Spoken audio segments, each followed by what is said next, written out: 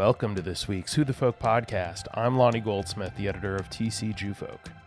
This week I talked to artist and art teacher Avigail Manneberg. We talk about what led her to becoming an artist, her father's I told you so moment, and creating art on stage in front of an audience at the Rimon Annual Gala on August 22nd on this week's Who the Folk podcast. But before we hear from Avigail, this week's Who the Folk podcast is sponsored by the Minnesota Jewish Community Foundation, celebrating half a century of impact, advising individuals, families, and nonprofits on charitable giving and endowments. Visit mnjcf.org to start giving your way. Avigail Manneberg, welcome to the Who the Folk podcast. Thank you for joining me. Thanks for having me.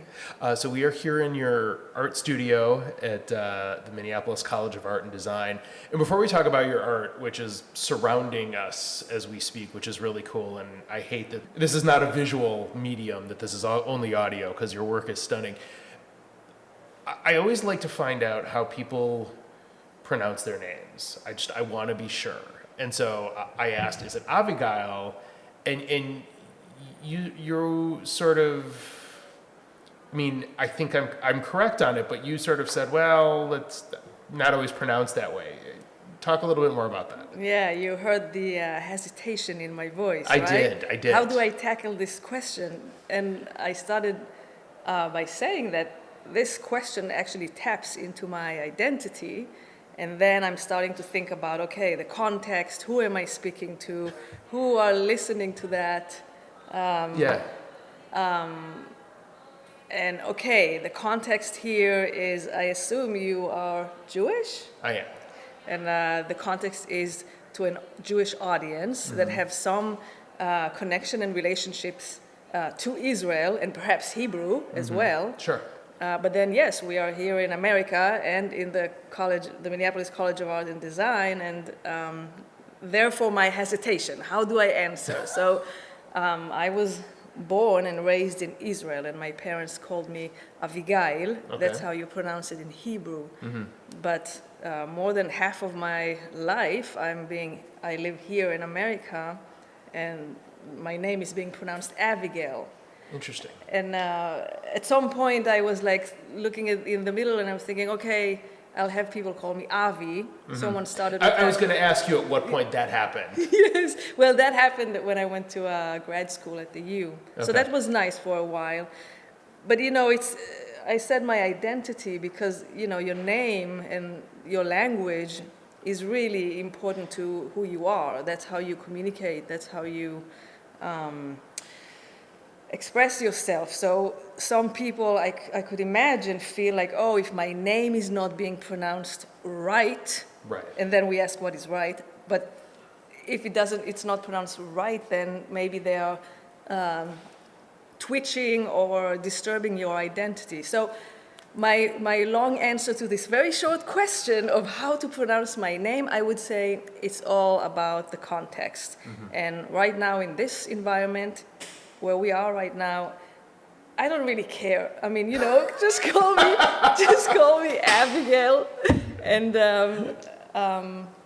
I guess when I go back home to Israel or among Israeli friends that speak Hebrew, yes, I much prefer Avigail. Sure. But like you said, it is your name. Your name is your identity, and that should matter. Like, you want people to pronounce it how you want it pronounced.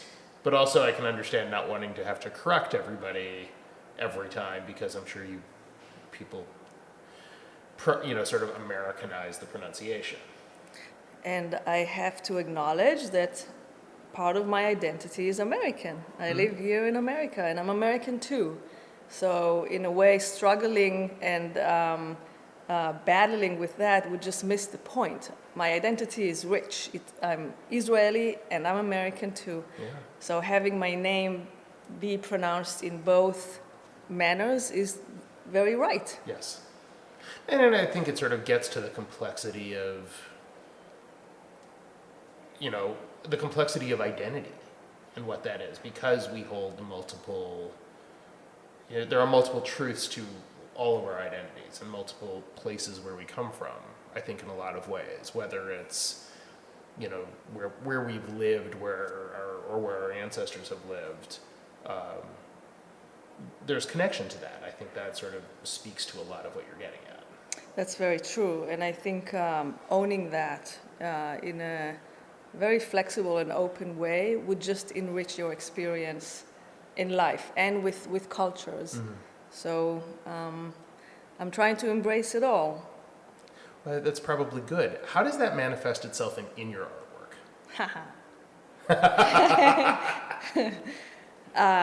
Okay, let's see. Well, so you could say that my artwork is a bridge or maybe a point in between abstraction and figurative.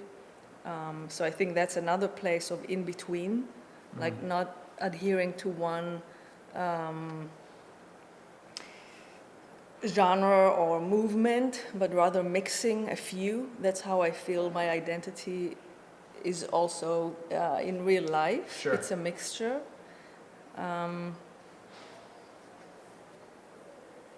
Yeah. How did you sort of, so we're looking, again, people can't see this, we'll have a link to your website where people can see some examples of your work, but one of the things I found really interesting reading your site was that you've worked in a lot of different mediums over the course of your career as an artist. How did you come to settle on sort of the current genre that you work within? Yeah, and I think that is again thinking about context and how is the subject matter or the question that I'm carrying in my body and in my head resonate with different materials. So, for example, I'll tell you a little story. Please. About being a painter for me. So my grandmother was a painter. She was a Holocaust survivor. She fled Europe, Germany in 1937 on a boat and arrived to Palestine, where she basically struggled on her own to sustain herself and build a life. And she always wanted to paint, but it was hard for her to find time for that with the struggles of the everyday. And towards the middle to late stages of her life, she really immersed herself in painting. So she was a painter and she worked in her home. She had a little porch, closed porch, where she had her canvas and her paints. And I remember we lived in the north and she lived in Tel Aviv, and when my parents took me and my siblings to visit her in Tel Aviv, whenever we entered the apartment, there was always a kind of like a display of canvases of what she was working on. So we would enter the house and immediately look at the paintings, and it was a silent understanding that we always exclaim. So you get in the house and you say like, oh my gosh, wow, these are so beautiful. And they were beautiful. Right. She was more of like an expressionist, vibrant colors, and her subject matters were usually flowers. Oh, okay. And we lived in the Galilee, and when we were driving to their home, we used to pick flowers. So sometimes we would stop along the way on the side of the road where there were fields of sunflowers, because we knew that she loved sunflowers. And you would see that in my work too. Okay. So we used to pick big bouquets of sunflowers or just random flowers from near my house and bring it to her. And then maybe 2 weeks after, we would see a painting of that bouquet of flowers. So my grandma held that space in our family. She was the artist, she was the painter, and she was very talented and good. And when I started my training at Bezalel in Jerusalem, she was kind of she took the position of the critic. And I would bring my work to her, and she would look at my portfolio and say, oh, nice, or could be better, or, Well, she did come from the German culture and was very direct and Correct. blunt, Yep. and I appreciated it Sure. too. But in a way, she held that spot. So I could not paint, and I did not paint. So I went to Bezalel and started as a visual communicator artist. Like I did some graphic design and some video work and animation. I was all into that. And later on, I worked in the industry. I was a motion graphic designer, and I designed print also, materials. And I didn't realize back then, now looking back, right? I didn't realize that I just could not touch paint because of that family dynamic. And I worked here in America for a few years, and then she passed away. And that was a crucial moment in my life, because in a way that spot was then open and available. And it's kind of funny and not funny, but not too long after her passing, I started painting, and that was amazing for me, and I could kind of reclaim that position in the family. You didn't think there was room for more than one painter in the family? It's not about thinking. It was kind of an unspoken dynamic that she held that place very, very strongly. And it could have been, nothing to do with me. It was, I think, something she really cherished and treasured and was not available for her growing up or being younger. So she was really, maybe I just, read something that was not even there, right? But that's how I was, that's how I operated. So in a way, for me now, it's kind of splashing out, and I'm very passionate about it. What was it like the first time you picked up paints again after she passed to get back into that medium? How did it feel like easy to get back into it, or what was the internal feeling for you? It was more sneaky than that. I had my first child around that time, and when my daughter became 3, I think, I started sketching with her on the floor. And there was one morning, Saturday morning, where I remember we sat on the floor and I took out my oil pastels and some nice paper, and she just she sketched those circles and lines, and I just started to color in. And at some point it just caught me, and I was like, oh my gosh, I just feel it. I just want to do more and more. And in a way, she held that door and opened it for me, my daughter. Yeah. As if the door was closed, and by her putting the kind of like marks of the map on the paper and me filling it in, it was like, oh my gosh, I see the light. The door is getting open, and then I started working on larger canvases and actually asking her to come and just have you heard of the term the fear of the white, the blank canvas? It's something that artists have. Like The fear of the blank page is something I have as a writer, so I totally can understand that. It's totally that. It's very totally real. That. Yes, it is real, and that's what it was. And she basically took that away from me and opened that up. My daughter. Right, because I think at that age, at 3 years old, kids they don't really know, at least consciously, that they should fear a blank page or they should look at it and not know what should go there. They just do. You put something in their hand and they draw. Yeah. And I think that fear of the white page was somehow related to my grandma and that place, because that was her place. And I said that she was a bit critical too. So there was a lot of fear of making mistakes or claiming space that was not mine. And you're right that children, young kids don't have it at that age. No. Which is beautiful and inspiring. It is very inspiring. So at that point, did you do grad school? Is that when you did grad school after that point? It was in between, like right before. Okay. Right before, yeah. Okay. So just from a timeline standpoint, when, like, about what year was this that you then started the painting? I would say that was around 2013, Okay.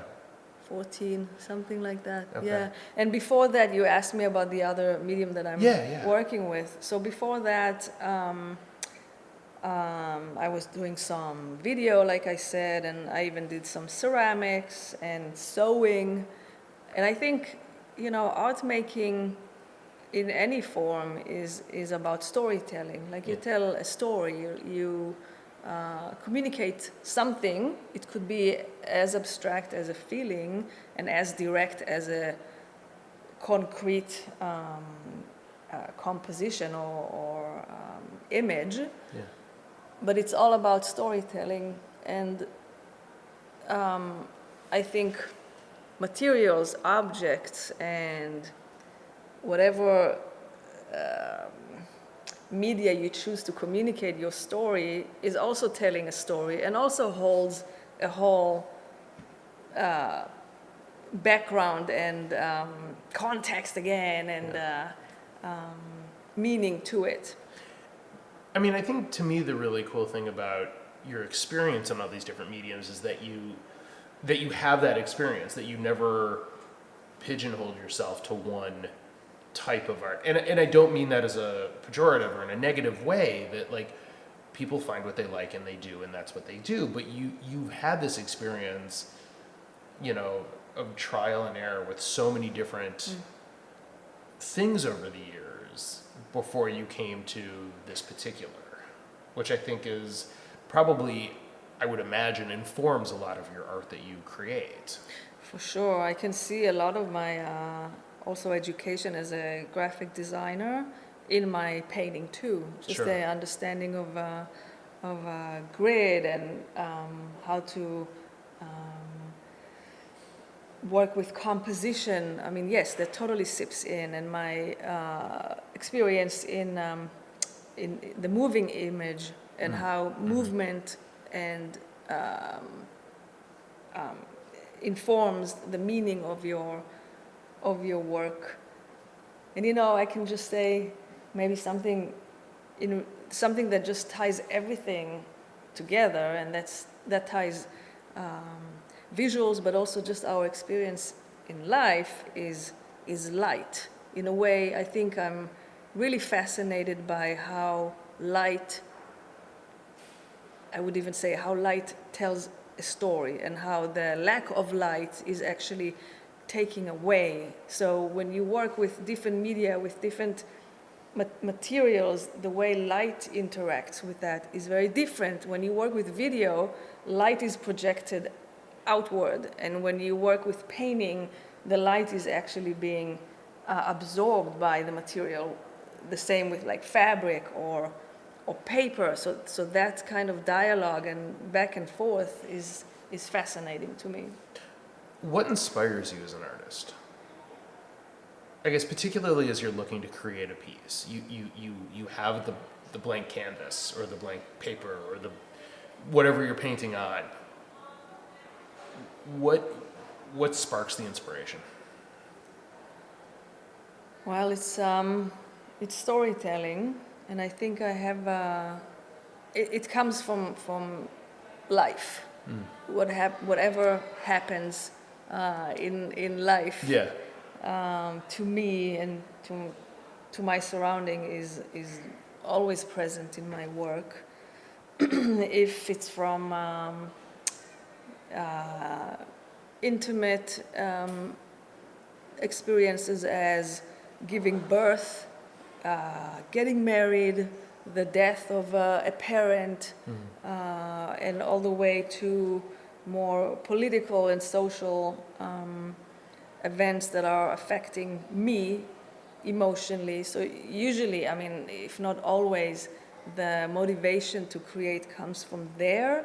But then I try to kind of extract the core narrative from that and go to something more wider, or it's not about me at the end of the day. I mean, I have to connect to it.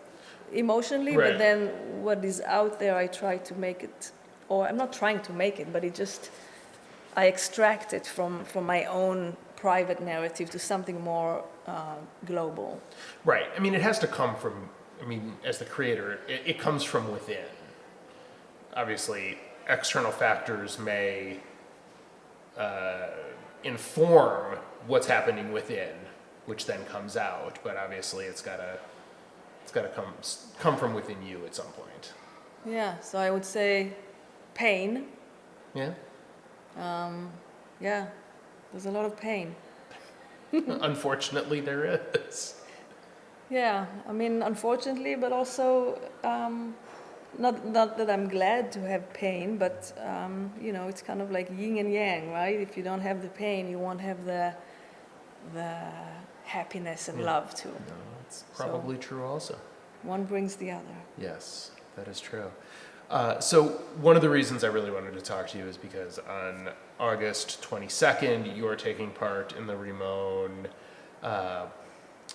Annual Gala, where you are going to be one of the artists who is going to be creating a piece of art during the course of the event, live in front of an audience. First of all, have you ever worked in that kind of setting? That is terrifying. To tell you the truth, I'm just like, what? You said yes. What the heck was I thinking? For real, I have no idea what's going to happen. I am nervous, but I think that also brings the excitement around it. Like, I don't know what's going to happen. I don't know how to even do this. So yes, it's the first time I'm doing that kind of collaboration, let's say. Yeah. Usually I see my work as a private and intimate endeavor. So this is me getting out of my comfort zone. And like, I would think that also is a great way to create art and to at least create ideas for art, is getting out of your comfort zone. Yeah, I think vulnerability is something that I really look at and appreciate in people, and also I try to applaud myself when I'm being vulnerable. So putting myself in situations that will allow me to practice vulnerability is something that I value. Does practicing that vulnerability, do you think that allows you to grow as an artist? Grow as a human. Even better. Yes, yeah. Yeah, that's a necessity for growth. Yeah. I mean, in any endeavor, really, right? For sure, yes. Yes, I talk about it with my students and try to show them, and also, you know, model vulnerability and how it puts you in transformative situations. How is it, I mean, you're very much a working artist, but you're also teaching art too. What inspired you to teach? It was a surprise to me. Really? Yeah, not to my dad, let's say it this way. So my father was in education his whole life. Okay. He did his PhD at UConn, University of Connecticut. Oh, sure. And then he actually started the educational system or in the north, in the Galilee. Oh, okay. So that's a long story, but the early 70s, okay, that's a different story. Okay, that's a fine. different story. But he always told me when I was younger, he said, kind of like hinted that I'm the legacy of his mom, the painter. Yeah. And that also of his perhaps approach to life as an educator. And I always resented that. So I did everything that I was a rebellion. I'm still am. So I did everything I could to prove him wrong. Okay. So I went to computers and I was like working in in medical equipment and doing all sorts of things like that to prove him wrong, that I could do other things. And I said, I will never teach and I will never be a painter. No way. So at some point, I think he got the idea that I'm still in my, my rebellious mode, and he just stepped back a little bit. And now here I am, a teacher and a painter.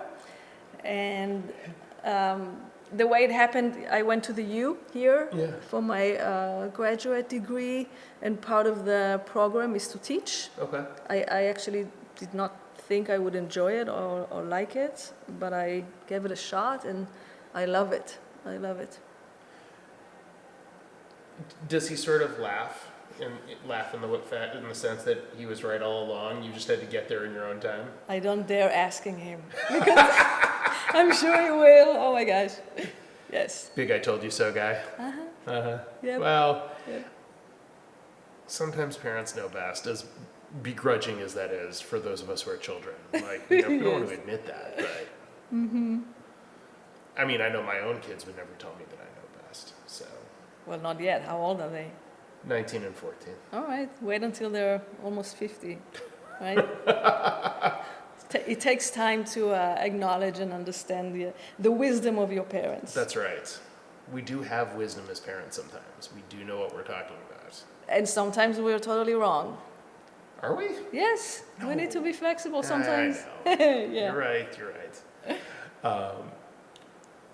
What does one thing give you more joy, teaching versus like painting yourself, or is it sort of again the yin and the yang of your art? I think it's all about connection.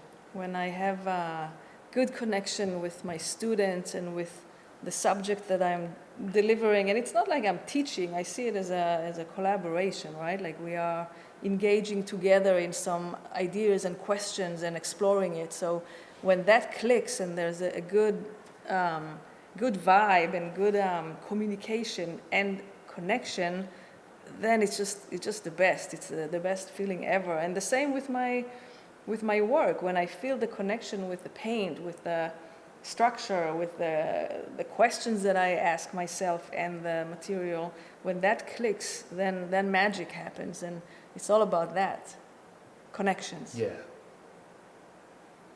Well, that's great. Well, I know I am excited to see what you create in front of an audience. I think it'll be a lot of fun on August 22nd. We will have links to that and to your website and to some of your work where people can check you out in the show notes and in the article.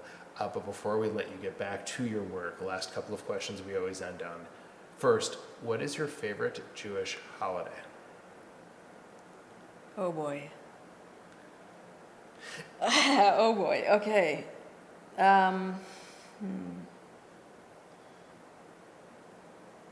I always enjoy that these are the questions that stop people in their tracks. Like we could have a very we just had an in-depth conversation on art, and then we get to this question, and I know it's a complete left turn from what we've been talking about. I'll tell you why I'm like stalling and kind of like pausing, because that's a deeper question than what it sounds like to me. Raising children here in America is a challenge, and it required me to really ask deep questions about my identity in relations to Judaism and to heritage and to how I practice it. That's a whole journey.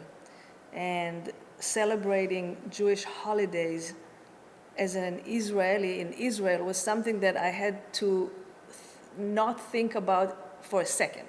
It just happened. It's like breathing, the same way you breathe air, the holidays just happen and emerge, and they're just there.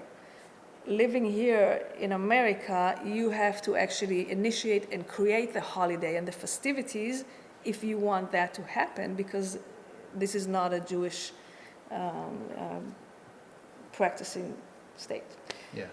So when you asked me this question, it's hard because holidays hold a lot of also emotional weight to them, because it's your connection to your family and to your community. And when I think about it in that way, it kind of like shows me how detached I am from my community and family, how far away I am from them, and that is hard. And then if I want to form or create or even recreate those feelings and memories of community and family to my children, it's really hard, and I feel like I fail in that many times. So when you asked me that, you kind of like startled me because I'm not in my, because I can't celebrate my favorite holidays, and the way that I have it in my memory is kind of like nostalgia already, and they don't exist for me anymore. And I recognize that the way we as American Jews celebrate the holidays are probably very different than you as a Jew growing up in Israel. Just the experiences, the events, the way the community comes together is probably very different. I think, holidays and celebrations, it's all about rituals, right? When you grow up with something that comes back on a cycle every year, right? And you celebrate it and it becomes part of your identity. That is something very meaningful and grounding. And to tell you the truth, at this point, I'm totally shaken by this, and I have no grounds with that. Okay. So, unfortunately, there's no answer for you. Okay, that's fine. How about favorite Jewish food? Okay, I'll repeat the same answer. I'm lucky enough to have a community of friends, Israelis, here in the Twin Cities, and one of my favorite things that we do is that we get together every once in a while, and we all bring food, our food from home. Yeah. And that is just wonderful. And when you put it together with language, so you have the food and you have the language, then it's the whole sensation of sounds and delights. Yes. Well, do you have a favorite item out of those that get made? It can be, Israeli, could be food from home, could be a falafel stand you grew up near. Like, I love sushi. I'm teasing you. Yes. Well, I had a party last night in my house. No one was Israeli or Jewish actually, but I served hummus that I made, and they all exclaimed and said how wonderful and delicious that was. So hummus, and I made some pita bread with za'atar and olive oil on it. It was really good. That is delicious. Yes. Avigail Manneberg, thank you so much for joining me this week. A delight to get to talk to you and to be in your space with your art, and we'll look forward to seeing you on the 22nd at the Rimon event. Thanks so much for having me, and I'm looking forward to engaging with the community, and hopefully we'll create something beautiful together. I'm sure everyone will. Thank you so much. Thank you. The Who the Folk podcast is a part of the Jew Folk Podcast Network and a product of Jew Folk Inc. Please subscribe, rate, and review wherever you get your podcasts. If you have suggestions for other podcast guests, please email them to me at editor@tcjewfolk.com. For our other shows, check out tcjewfolk.com/podcast.